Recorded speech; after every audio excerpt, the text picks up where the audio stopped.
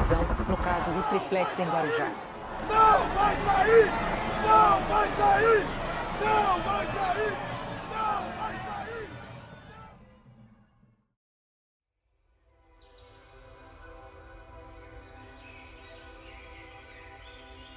O Rio de Janeiro nasceu para ser um dos maiores símbolos do Brasil. Uma cidade conhecida no mundo inteiro pela cultura, pela natureza e pela história. Mas por trás da imagem da cidade maravilhosa, existe outra história. Uma história marcada pela desigualdade, pela desconfiança institucional e pelos impactos de décadas de corrupção.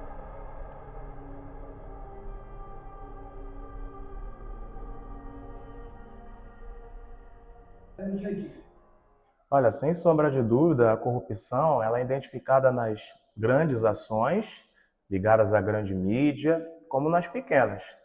E, com toda certeza, de devidas proporções, independente ou dependente, as corrupções elas impactam aqueles que agem no seu dia a dia com honestidade, com moralidade. Portanto, é necessário justamente começarmos a entender e, sobretudo, medir as consequências dos pequenos e dos grandes impactos relacionados a atitudes corruptivas.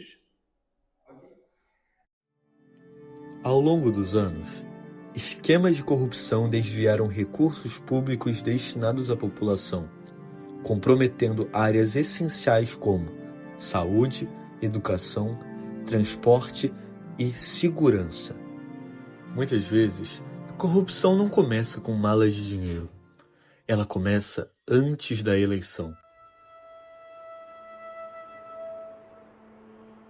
O PT que nasceu contestando toda essa forma vertical, burocrática, corrompida de fazer política, na medida em que foi crescendo, que foi lidando com o poder, perdeu uma coisa, Petra, que era muito importante pra gente, que a gente chamava sempre os pés fora, o pé fora e o pé dentro. Quer dizer isso, o pé fora é continuar muito ligado às lutas sociais, sabendo que no capitalismo você só conquista direitos na base da mobilização e da luta.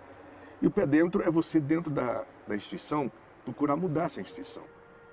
Fomos crescendo e o pé fora foi sendo esquecido. E a gente passou a depender demais da governabilidade apenas com o Congresso. Fomos achando que a gente podia ser amigo dos grandes naturalmente. O financiamento de campanhas achamos que era natural. Não fizemos a tal da reforma política, que era fundamental ter feito para acabar com essa desgraça do financiamento de empresa. Porque aí está a mãe da corrupção. O cara é candidato, precisa da empresa, a empresa dá um dinheiro, depois vem pedir uma coisa para o cara fala, bom, se eu não fizer votar esse projeto, eu não fizer tal concessão, eu não vou ter o dinheiro na próxima campanha. E o partido começou a fazer o que os outros faziam, esquecendo que o tratamento nessas casas de direito, de justiça, que não é tanto de justiça, seria totalmente diferente nosso do que em relação a eles.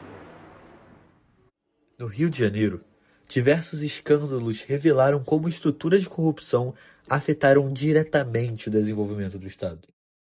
Entre os casos mais marcantes está o do ex-governador do Rio de Janeiro, Sérgio Cabral, investigado por esquemas de corrupção envolvendo contratos públicos e grandes obras no Estado.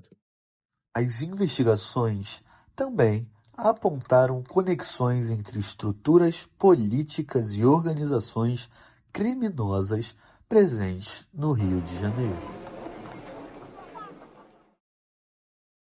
Como foi esse seu primeiro encontro com o Sérgio Cabral lá em Lomar, comunidade? Foi no Complexo do Alemão? Foi.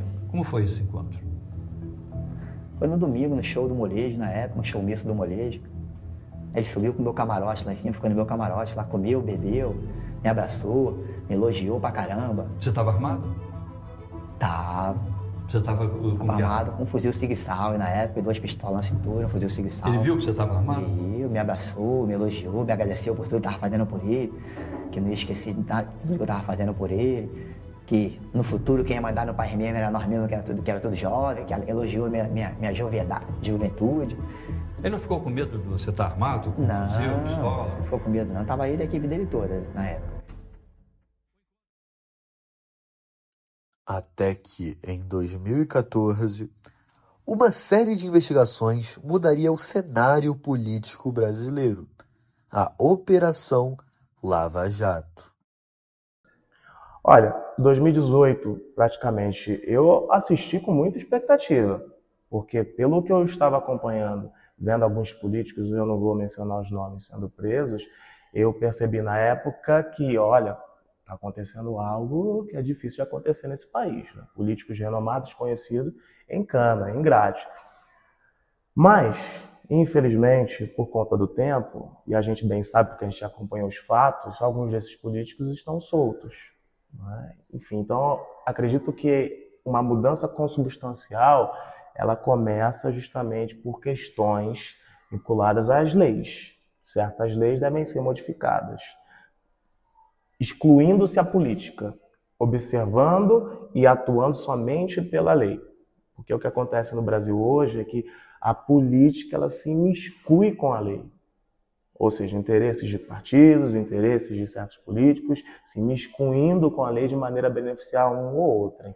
E para mim isso está bastante equivocado. Ao longo dos anos, diferentes investigações revelaram como o financiamento político, interesses econômicos e o poder público passaram a se conectar em esquemas que movimentaram bilhões de reais.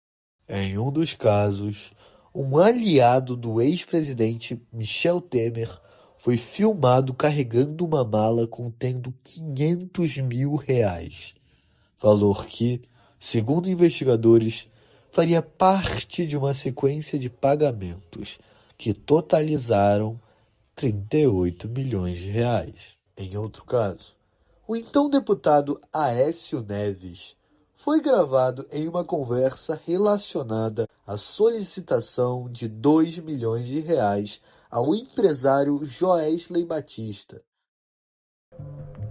Ela me falou de fazer 2 minutos, só que não precisa de bombeiro. Tem que ver.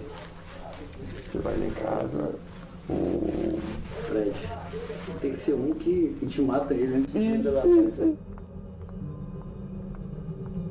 Em muitos casos, os recursos envolvidos ultrapassavam qualquer dimensão do cotidiano da população brasileira. No Rio de Janeiro, os efeitos desse sistema se refletem diretamente na vida da população. O combate à corrupção vai além da punição de indivíduos. Ele representa a tentativa de proteger instituições, garantir direitos e preservar recursos que deveriam retornar para a sociedade. O verdadeiro custo da corrupção nunca foi apenas financeiro.